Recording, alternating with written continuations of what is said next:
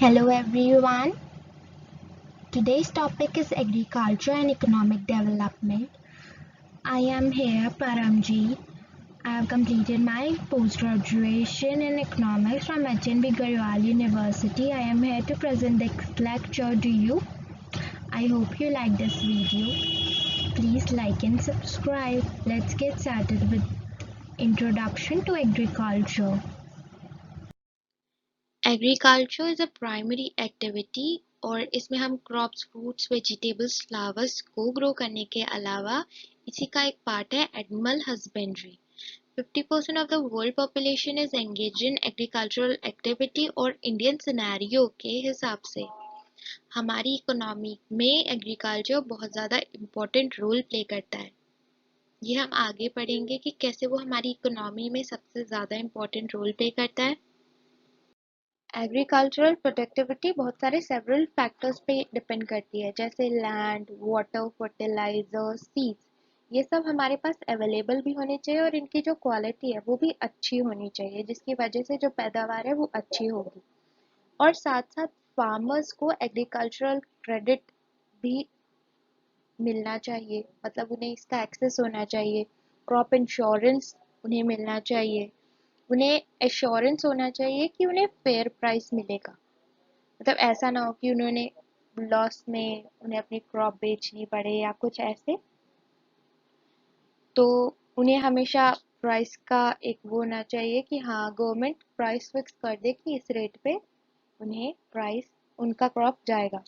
Storage facility उन्हें मिलनी चाहिए कि ऐसा ना हो कि क्रॉप कटने के बाद स्टोरेज फैसिलिटी नहीं है और वो पानी में भीग के खराब हो गई सारी की सारी। मार्केटिंग इंफ्रास्ट्रक्चर अच्छा होना चाहिए कि फार्मर्स अपनी क्रॉप को आसानी से मार्केट तक पहुंचा सकें।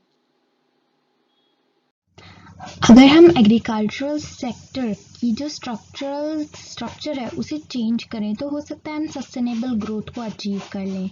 According to land use statistic 2014-15 total geographical area of the country is 328.7 million hectare, net sown area is 140.1 million hectare, gross cropped area is 198.4 million hectare and हमारी जो कंट्री की क्रॉप इंटेंसिटी है 142% है।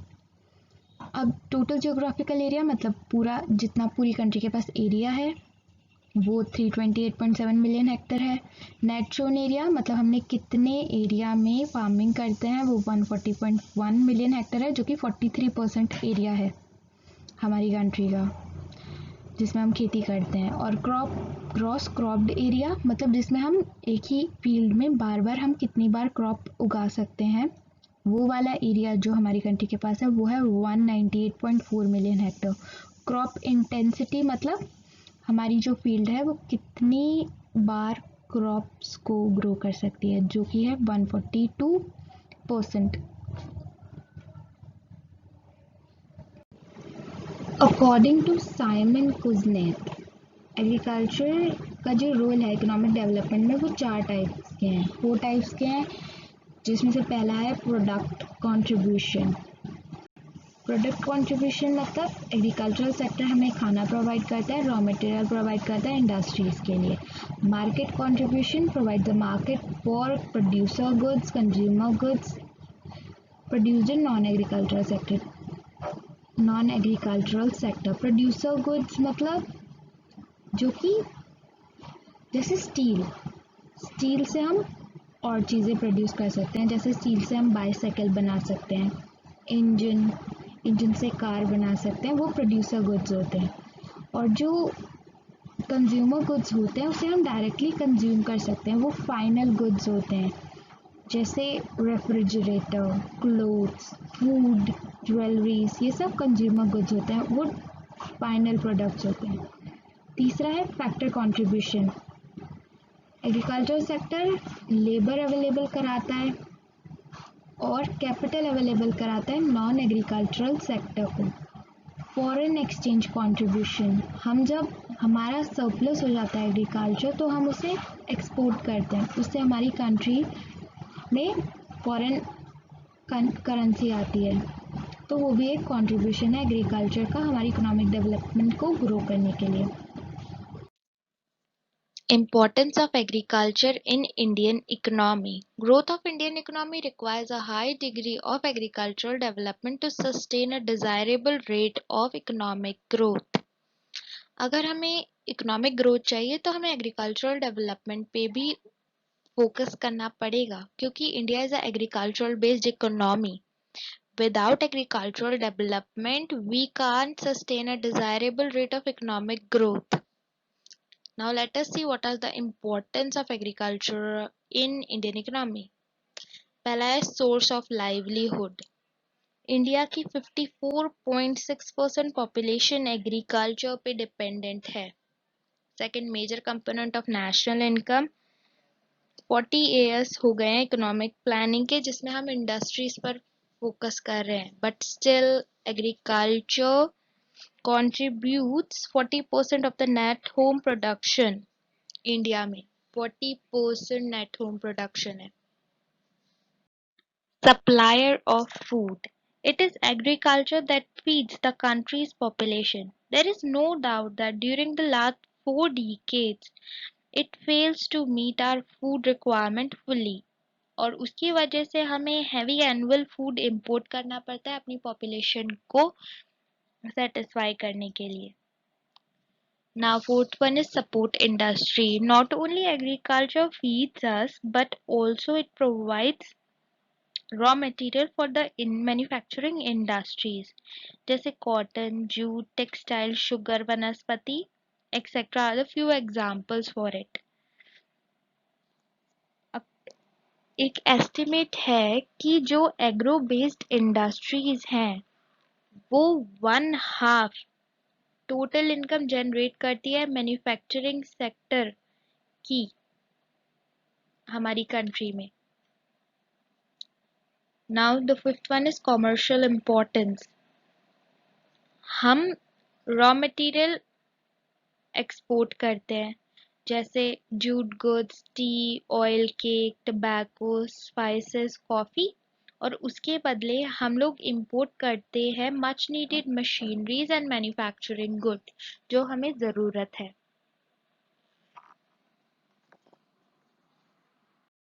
Source of government revenue. Agriculture is one of the main source of revenue for the government, especially for the state government. क्योंकि state government बस land revenue पे tax ही नहीं लगाती पर जो हमारी प्रॉस्पेरिटी है रेलवेज की और बहुत सारे इनकम वो भी फेवरेबल एग्रीकल्चर पे डिपेंडेंट है. Social and political importance. Apart from the above mentioned economic importance agriculture socially और पॉलिटिकल इम्पोर्टेंस भी रखता है इंडिया में. Growth with stability. Economic development without agricultural development will create bottleneck and generate inflationary pressures.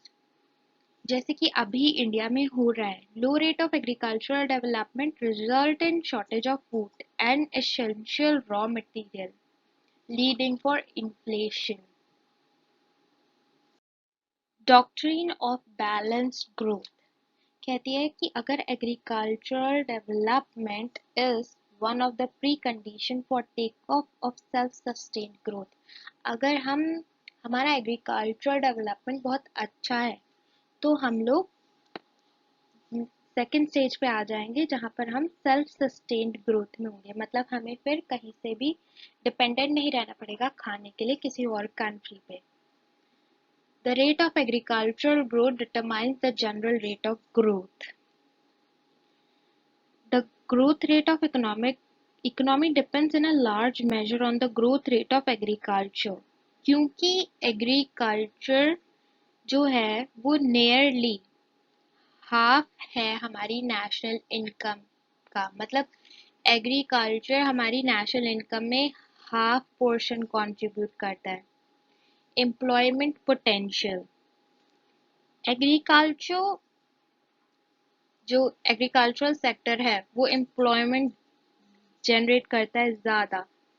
जैसे small irrigation work में बहुत सारे लोगों को एम्प्लॉयमेंट दी जा सकती है. ड्रेनेज सिस्टम बनाने में बहुत सारे लोगों को एम्प्लॉयमेंट दी जा सकती है.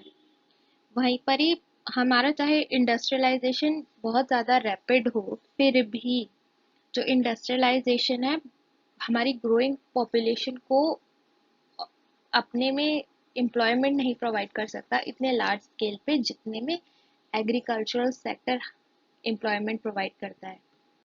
For earning foreign exchange, India एक डेवलपिंग कंट्री है जहाँ पर हमारी कंट्री को capital, machinery, equipments, technology, known how नहीं है हमारे पास। तो अगर हमारा एग्रीकल्चर सरप्लस होगा तो हम जो हमारा एग्रीकल्चर प्रोडक्ट है वो इंपोर्ट कर पाएंगे, उसकी वजह से हमारा फॉरेन एक्सचेंज बढ़ेगा।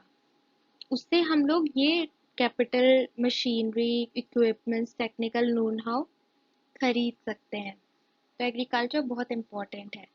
Market for expanded industries. The agricultural sector must also serve as an outlet for the purpose of the expanding industries. When industries expand, industrial output increases. Unless the market for such product also expands, there will be depression and distress. Marketable surplus as a mean of accelerating economic development.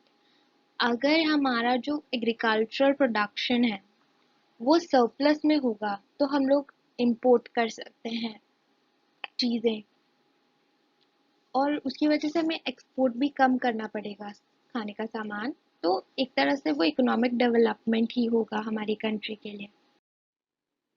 Psychological condition, after independence बहुत सारे revolutions आए, changes आए Indian agriculture में, उसकी वजह से हम लोग रैपिड इकोनॉमिक डेवलपमेंट में एंटर हुए। Last, reducing economic inequality. अगर एग्रीकल्चर डेवलपमेंट होगा तो जो गांव में रहने वाले लोग हैं, पुअर हैं, वास्ट मासेस हमारी कंट्री की, वो अपलिफ्ट होंगी, और this is an important aim of economic development. That's it. Agricultural development India में बहुत ज़्यादा इम्पोर्टेंट रखता है। इन सब पॉइंट्स को पढ़ के पता चल गया, क्योंकि एग्रीकल्चर हमारी कंट्री की बैकबोन है। जो हमारी यूथ है, एजुकेटेड यूथ है, उन्हें भी एग्रीकल्चर में कंट्रीब्यूशन देना चाहिए। हो सकता है उनकी नॉलेज और उनके साइंटिफिक फॉर्मूलेज की वजह से हमारी कंट्री एग्रीकल्चर डेवलपमेंट में और अच्छा मुकाम पा सके, और उसकी वजह से बाकी सेक्टर्स भी इक्वली डेवलप करेंगे। Thank you for today's lecture. I hope you like my video. Please like and subscribe my channel. Thank you for watching.